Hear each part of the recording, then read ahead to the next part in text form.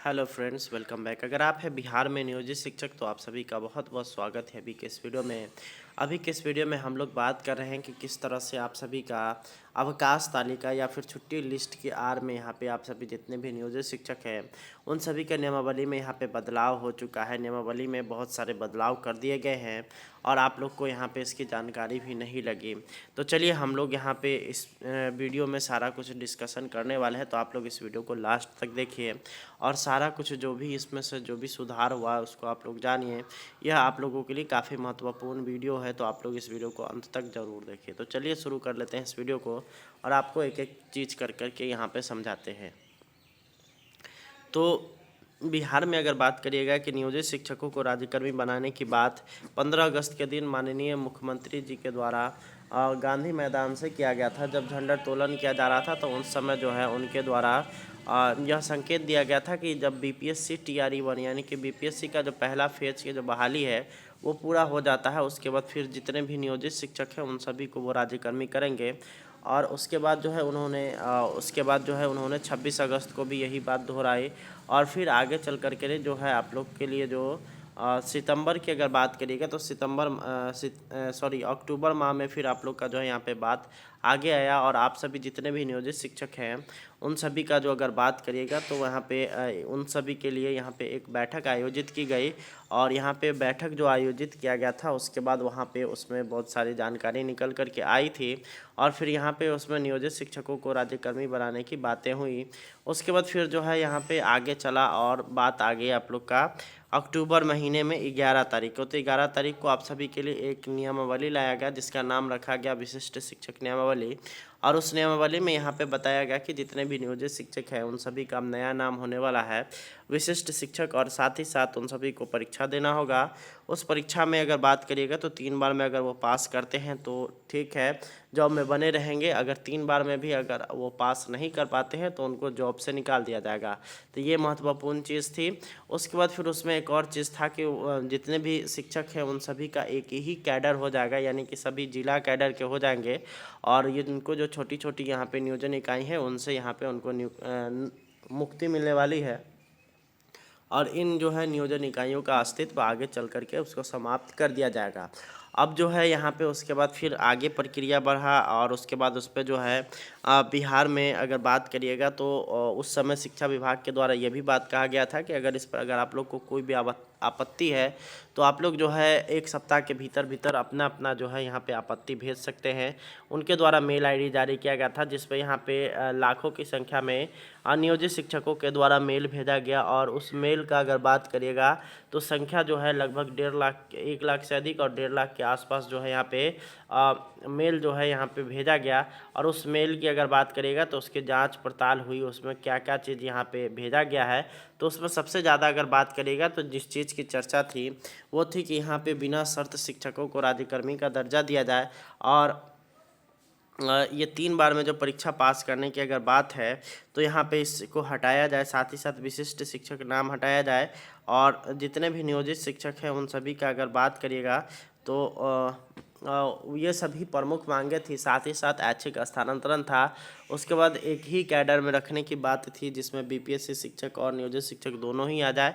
तो ये सारा चीज़ यहाँ पे दिया गया था, जिसके बाद यहाँ पे सरकार के द्वारा उस पर मंथन चला। फिर नियमावली में जो है बदलाव होने से पहले या फिर जो है कुछ बदलाव पहले किया गया। फिर उसके बाद माननीय मुख्यमंत्री जी के द्वारा 2 नवंबर के दिन एक यहाँ पे बात कही गई थी ऐतिहासिक गांधी मैदान से, जब उन्होंने बीपीएससी TRE 1 फाइनल वहाँ पे सभी को ज्वाइनिंग लेटर दे रहे थे। तो उस समय उनके द्वारा जो है यहाँ पे कहा गया था कि यहाँ पे जितने भी नियोजित शिक्षक हैं उन सभी को भी वो आगे चल कर के सरकारी करेंगे।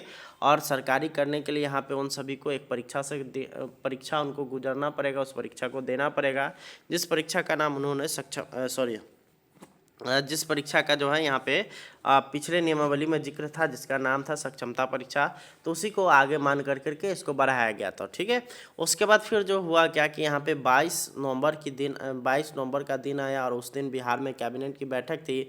और काफ़ी लंबे समय से शिक्षकों को जो इंतज़ार था कि यहाँ पे उन सभी का जो नियमावली है वो 22 नवंबर के दिन यहाँ पे आ जाएगा, लेकिन हुआ ऐसा कुछ नहीं। वहाँ पे हुआ क्या कि आपका जो नियमावली था वो तो यहाँ पे तैयार था, परंतु अगर बात करिएगा वहाँ पे पहुँचा तो फिर उसमें कई सारे अशुद्धियाँ गलतियाँ पाई गई, तो फिर उसको दोबारा भेज दिया गया आपके सचिवालय में कि इसमें फिर से दोबारा सुधार कर करके इसको जो है ठीक किया जाए, और इसके लिए 72 घंटे का समय दिया गया था। तो 72 घंटे को गुजरे हुए और उसके अतिरिक्त जो अगर बात करिएगा तो लगभग बात करिएगा तो एक सप्ताह हो गया। 22 तारीख से अगर बात करिएगा तो अभी तक जो है एक सप्ताह से अधिक समय हो गया है, फिर भी अभी तक उस पर किसी भी तरह का यहाँ पे अगर बात करिएगा कैबिनेट की, तो उसके बाद तो कैबिनेट हुआ ही नहीं। और साथ ही साथ अगर बात करिएगा किसी अधिकारी के द्वारा या फिर जो है आपके किसी मंत्री के द्वारा किसी भी अन्य चीज़ की जानकारी नहीं आई।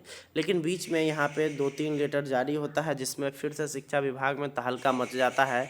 जैसे कि 2024 के अवकाश तालिका, उसमें यहाँ पे आता है कि हिंदू धर्म के मानने वाले शिक्षकगण के बहुत सारे अवकाश को उसमें स्थगित कर दिया गया। और साथ ही साथ यहाँ पे गर्मी की जो छुट्टी हुई उसमें 30 दिनों का अवकाश तो दिया गया, परंतु बच्चों को ये दिया गया, शिक्षकों के लिए विद्यालय खुले रहेंगे। जिसके बाद यह एक राजनीतिक मुद्दा बन गया। उसके बाद सभी जितने भी पार्टी थे, चाहे वो सत्ता पक्ष के हो या विपक्ष के हो, सब ने यहाँ पे इसका विरोध किया। सिर्फ जदयू को छोड़ करके बाकी सभी के द्वारा जो है यहाँ पे इसका विरोध किया गया है।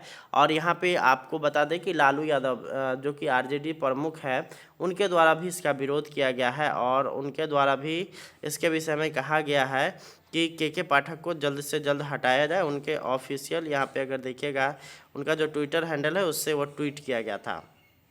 तो ये आप लोगों के लिए इतना सारा घटनाक्रम हुआ। और उसके बाद वो जब वो मामला ठंडा हुआ ही नहीं था कि फिर दोबारा एक नया लेटर जारी होता है जिसमें यहाँ पे शिक्षकों का जो सरकारी स्कूल का जो टाइम टेबल है उसको बदल दिया गया, पूरी तरीके से चेंज कर दिया गया है। और यहाँ पे जितने भी शिक्षक हैं उनका जो अब यहाँ पे अगर बात करिएगा काम करने के घंटे जो हैं उसमें 1 घंटे का बढ़ोतरी कर दिया गया है। पहले जहाँ 9 से 4 विद्यालय चला करता था, अब जो है यहाँ पे 9 से लेकर के 5 बजे तक विद्यालय चलेगा और ये प्रक्रिया 1 दिसंबर से शुरू हो जाएगी। तो ये लेटर जारी होगा, ये भी यहाँ पे विवादास्पद है क्योंकि इसमें अगर बात करिएगा तो 1 घंटे का समय बढ़ाया गया है। और साथ ही साथ के पाठक जी के द्वारा एक और बीच में लेटर आया था कि अगर आप बीएलओ वगैरह है, चुनावी कार्य कर रहे हैं, तो आप लोग को जो है 5 बजे के बाद काम करना है, स्कूल आवर में ये काम नहीं करना है। तो ये सारा चीज़ हुआ जिसमें यहाँ पे शिक्षक उलझ गए।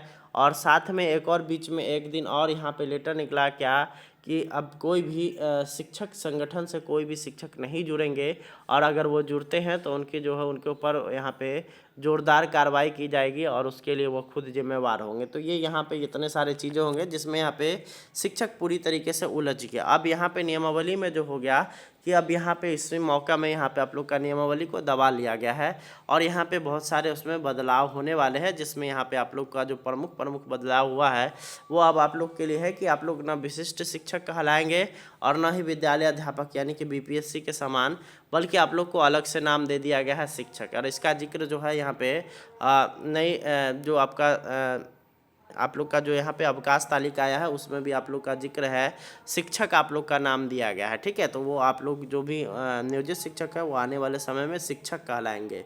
तो ये हो गया आप लोग का, ये नाम चेंज हो गया। उसके बाद एग्जामिनेशन के क्रम में यहाँ पे कहा जा रहा है कि आप लोग का जो एग्ज़ामिनेशन है वो यहाँ पे ऐच्छिक है, यानी कि आप लोग अगर चाहे तो नियोजित रह सकते हैं, अर्थात आप परीक्षा नहीं देना चाहते तो परीक्षा नहीं दीजिए, आप अभी जिस पद पर है उसी पद पे बने हुए रहेंगे। तो ये आप लोगों के लिए महत्वपूर्ण चीज़ हुआ।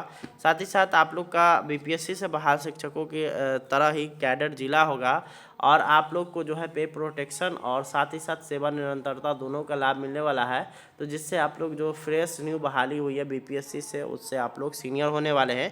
तो ये सारे चीज़ें आप लोग के लिए इम्पोर्टेंट है और ये आप लोगों के लिए काफ़ी महत्वपूर्ण है, जो कि यहाँ पे नियोजित शिक्षक नियमावली में चेंज हुआ है। एनपीएस का भी लाभ आप लोग को मिलने वाला है। तो ये सारे चीज़ें आप लोग का बदलाव हो चुका है।